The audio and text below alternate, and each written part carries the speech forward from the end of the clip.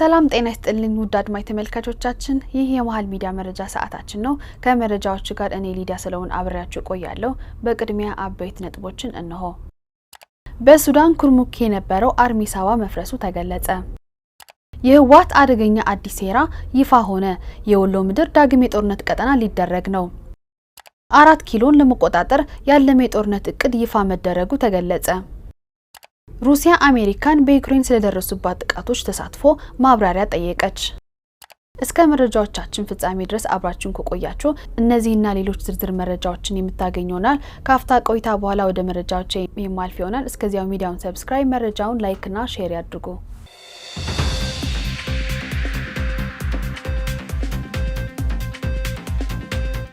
በሱዳን ኩርሙክ የነበረው አርሚ ሳዋ መፍረሱ ተገለጸ። በሱዳን ኩርሙክ አካባቢ ሲንቀሳቀስ የነበረውና አርሚ ሳዋ በመባል የሚታወቀው የህወሓት ታጣቂ ኃይል መፍረሱ ተገለጸ። የደረሱት መረጃዎች እንደሚያመላክቱት ቀደም ሲል ከሱዳን ጦር ጋር ኩርሙክን ተቆጣጥረናል በማለት በነበራቸው አቋም ምክንያት በተለያዩ የሱዳን አካባቢዎች ይገኙ የነበሩ የዚሁ ኃይል አባላት በቦታው ተሰባስበው ይገኙ ነበር። ሆኖም በተካሄደው አዲስ የወታደራዊ እንቅስቃሴ ምክንያት ከተማዋ በሌሎች ተፎካካሪ ኃይሎች ቁጥጥር ስር መዋላ ተገልጿል። በዚህ እንቅስቃሴ ምክንያት በቦታው ተሰብስቦ የነበረውና በባዕድ ሀገር ግጭት ውስጥ ተሳስቶ ገብቶ የነበረው የዚሁ ኃይል አብዛኛው አባል መመታቱንና በዚህም ሳቢያ አርሚ ሳዋ የተባለው ስብስብ ሙሉ በሙሉ ተበትኖ መፍረሱ ታውቋል። 4 ኪሎን ለመቆጣጠር ያለመ የጦርነት እቅድ ይፋ መደረጉ ተገለጸ። ዲጂታል ወያኔ በማህበራዊ ሚዲያ አማካኝነት አዲስ የጦርነት እቅድ ይፋ ማድረጉ ተገለጸ። ቡድኑ በማህበራዊ ሚዲያ ገጾቹ ባሰራጨው መረጃ የጽምዶ የትብብር ሰራዊት በሚል ስም የሚጠራ አዲስ ስብስብ በቅርብ ቀናት ይፋ እንደሚያደርግና ስብስቡ ይፋ በተደረገ በሰዓታት ጊዜ ውስጥ ደግሞ ወደ 4 ኪሎ ጉዞ እንደሚያደርግ አስታውቋል። ይህ መረጃ ህዝብን ለማነሳሳት የተቀናበረ ሐሰተኛ ፕሮፓጋንዳ እንደሆነ የተገለጸ ሲሆን ቡድኑ ይፋ ያደረገው እቅድም በቀጣዮቹ ቀናት ሙሉ በሙሉ ወደ አዲስ ጦርነት ለመግባት ዝግጅት እያደረገ መሆኑን የሚያሳይ ምልክት እንደሆነ ተመላክቷል። በሌላ በኩል በትግራይ ቴሌቪዥን ላይ የተሰነዘረው ተቃውሞና የመረጃ ጥንቃቄ ጥሪ ቀርበዋል። የዘውዱ ሀፍቱ ገዳዮች በነጻ መሰናበታቸውን ተከትሎ ህዝቡ በተለያዩ መንገዶች ቁጣውንና ተቃውሞን እየገለጸ ይገኛል። ሆኖም የትግራይ ቴሌቪዥን የግፍ ውሳኔውን ለመሸፋፈን ያልተገባ አካሄድ እየተከተለ ይገኛል ሲሉ ተቾች ገልጿል። ይህም በትግራይ የሚገኙ ሚዲያዎች የህዝብ ድምጽ ከመሆን ይልቅ የህወሓት አጀንዳዎች የፕሮፓጋንዳ መጠቀሚያ መሆናቸውን ያሳያል ተብሏል። በመሆኑም ህዝቡ እነዚህ ሚዲያዎች እንደ ብቸኛ ታማኝ መረጃ ምንጭ አድርጎ ከመውሰድና ከመሳሳት ራሱን ሊጠብቅ እንደሚገባ ጥሪ የቀረበ ሲሆን ለፍትህ የሚቆሙ እውነተኛ የመረጃ ምንጮች ላይ ትኩረት እንዲደረግ ተመላክቷል። በኢትዮጵያ ጥምር ዜግነት ለጊዜው እንዳይፈቀድ ስምምነት ላይ ተደረሰ። በኢትዮጵያ ጥምር ዜግነት ለጊዜው እንዳይፈቀድ ነገር ግን ወደፊት የሀገሪቱ ነባራዊ ሁኔታ እየታየ ውሳኔ እንዲሰጥበት ስምምነት ላይ መድረሱ ተገለጸ። ይህ ውሳኔ የተሰጠው በተቋማት ግንባታ፣ በህግ የበላይነትና በሰብአዊ መብቶች አጀንዳ ላይ የተመካከሩት የ500 ቡድን ተመካካሪዎች ባደረጉት ስብሰባ ነው። በውይይቱ ወቅት በውጭ ሀገራት የሚኖሩ ኢትዮጵያውያን ወይም የዲያስፖራ አባላት የጥምር ዜግነት መብት የመምረጥና መረጥ መብትን ጨምሮ ሌሎች ተያያዥ ጉዳዮች በንዑስ አጀንዳነት ቀርበው ምክክር ተደርጎባቸዋል። ተመካካሪዎቹ እንዳመለከቱት ሀገሪቱ አሁን ከደረሰችበት የእድገትና የፖለቲካ ደረጃ አኳያ ጥምር ዜግነት ሙሉ ለሙሉ ከተፈቀደ ለሀገር ሉዓላዊነት አዳጋች ሊሆን እንዲሁም ወንጀልን ሊያስፋፋ ይችላል። በተለይም እንደ ግብጽ፣ ኤርትራና ሱዳን ባሉ የጎረቤት ሀገራት የሚኖሩ ዜጎች ይህንን መብት የሚያገኙ ከሆነ የሀገርን ሚስጥር አሳልፎ ለመስጠት መንገድ ሊከፍት ይችላል በሚል ስጋት ለጊዜው ሳይፈቀድ እንዲቆይ መግባባት ላይ ተደርሷል። ሆኖም ወደፊት ተጨባጭ ሁኔታዎች እየታዩ ሊፈቀድ የሚችልበት ምህዳር ክፍት እንዲሆን በምክረ ሀሳብ ደረጃ ተቀምጧል።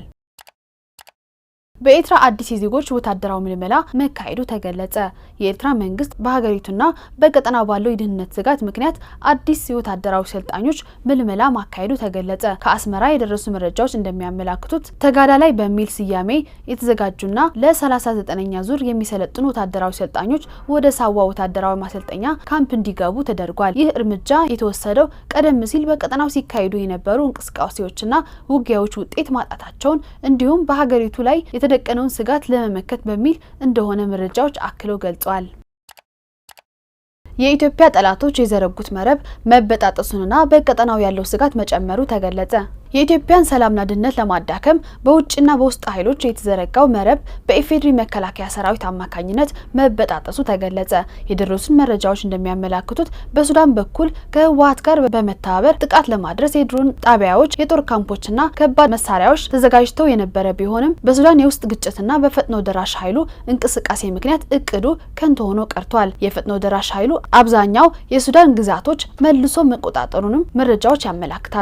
በሌላ በኩል የኢፌዴሪ መከላከያ ሰራዊት ቀጣይ የእርምጃ አቅጣጫ ወዴት ሊሆን እንደሚችል ባለመታወቁ በቀጠናው የሚገኙ አካላት በትልቅ ስጋትና ጭንቀት ውስጥ እንደሚገኙ ተጠቁሟል። ሰራዊቱ በሰማይም ሆነ በምድር ለሚደረጉ ማንኛቸውም እንቅስቃሴዎች በተጠንቀቅ ላይ እንዲሆንና ልዩ ኦፕሬሽን እንደሚኖር ጥብቅ መመሪያ ተሰጥቶታል። በተለይም ኤርትራ ቀጣዩ የኢትዮጵያ እርምጃ ታሪካዊና ህልውናዊ መብቷ ወደ ሆነው የአሰብ ወደብና የነዳጅ ማጣሪያ ሊሆን ይችላል በሚል ስጋት ውስጥ መሆኗ ተገልጿል። መረጃዎች አክለው እንደሚያመላክቱት ኢትዮጵያ በአሁኑ ወቅት በዙሪያዋ ያሉት ስጋቶች በማስወገድ ላይ የምታገኘው ሀገራዊና ታሪካዊ ጥቅሟን ለማስከበር በሚደረገው እንቅስቃሴ አካል ነው።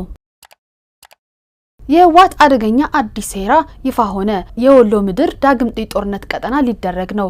በቅርቡ የኢትዮጵያ ትብብር ኃይሎች በሚል የተቋቋመው ስብስብና በህወሓት መካከል ስላለው ግንኙነት እንዲሁም በቀጠናው ስለታዩ አዲስ ወታደራዊ እንቅስቃሴዎች የሚገልጹ መረጃዎች ይፋ ሆነዋል። የደረሱት መረጃዎች እንደሚያመላክቱት በትብብሩ አመራሮችና በህወሓት መካከል በተደረጉ ስምምነቶች የፖለቲካና የወታደራዊ ክንፍ ስልጣን ድልድል የተደረገ ሲሆን ወታደራዊ መዋቅሩን የመምራት ድርሻ በህወሓት ከፍተኛ የጦር መኮንኖች ስር እንዲሆን መደረጉ ተገልጿል። ይህም አካሄድ በትግሉ አሰላለፍና አመራር ላይ ከፍተኛ ጥያቄዎችንና ቅሬታዎችን አስነስቷል።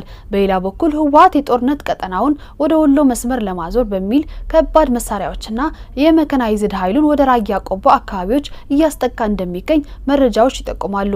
ቀደም ሲል በጎንደርና በሸሬና በኩል ጥቃቶችን ለመሰንዘር የተደረጉ ሙከራዎች አለመሳካታቸውን ተከትሎ አቅጣጫውን ወደ ወሎ አካባቢዎች ማዞር ተመላክቷል። በዚህ ምክንያት በቀጠናው የሚኖረው ህዝብ ዳግም ለደህንነት ስጋት፣ ለጥቃትና ለስደት ሊጋለጥ ይችላል በሚል ከፍተኛ ስጋት መደቀኑ ተገልጿል።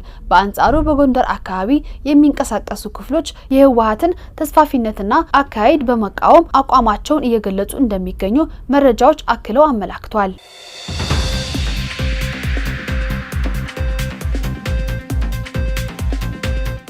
ከውጪ ሩሲያ አሜሪካን በዩክሬን ለደረሱባት ጥቃቶች ተሳትፎ ማብራሪያ ጠየቀች። ሩሲያ በሩሲያ ግዛት ላይ እየተፈጸሙ ካሉ የዩክሬን ጥቃቶች ጋር በተያያዘ የአሜሪካን ተሳትፎ በመጠየቅ ዋሽንግተን ይፋዊ መረጃ እንድትሰጥ መጠየቋ ተገለጸ። ይህ የመጣው ዩክሬን በሩሲያ ውስጥ በሚገኙ የነዳጅና ሌሎች ስትራቴጂካዊ ተቋማት ላይ የድሮን ጥቃቶችን እያጠነከረች በመሆኑ ነው። ሞስኮ የአሜሪካ ድጋፍ ከመሳሪያ አቅርቦት ባሻገር የስለላና የመገናኛ ድጋፍንም ያካትታል የሚል ክስ በተደጋጋሚ አቅርባለች።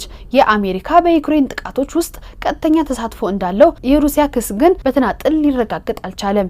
የሩሲያ ጥያቄ የሁለቱ ሀገራት ውጥረት በቀጣይ የሚያድግ መሆኑን የሚያመላክት ሲሆን በተለይ ዩክሬን በሩሲያ ግዛት ውስጥ ያሉ የነዳጅ ማምረቻና የጦርነት ድጋፍ መሰረተ ልማቶችን እያነጣጠረች መሆኗን የግጭቱን ወሰን እያስፋፋ ይገኛል። አሜሪካን ግዴታውን እስክትወጣ ድረስ የሆርሙዝ ወሽመጥ ዝግ ይሆናል አለች ኢራን አሜሪካ የሚጠበቅ ባትን ግዴታ እስካልተወጣች ድረስ የሆርሙዝ ወሽመጥ ክፍት እንደማይሆን አስታወቀች።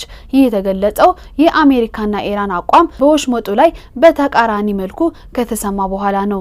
የአሜሪካ ፕሬዝዳንት ዶናልድ ትራምፕ አሜሪካ በሆርሙዝ ወሽመጥ ላይ ሙሉ ቁጥጥር እንዳላት ቢገልጹም ኢራን በበኩላ ወሽመጡ እንዲከፈት አሜሪካ የሚጠበቅባትን እስክትፈጽም ድረስ ዝግ እንደሚሆን ገልጻለች። በዚህም የሆርሙዝ ወሽመጥ የመርከቦች እንቅስቃሴ መቀነሱ በዓለም የነዳጅ አቅርቦትና ዋጋ ላይ ጫና እያሳደረ ሲሆን በአሜሪካና ኢራን መካከል ያለው ውጥረትም እየተባባሰ መሆኑ ተገልጿል። እስካሁን የነበሩ መረጃዎች ይህንን ይመስላል። ከመረጃዎች ጋር አብሬያቸው የነበርኩት ሊዲያ ሰለሞን ነበርኩኝ። መልካም ጊዜ ይሁንላችሁ።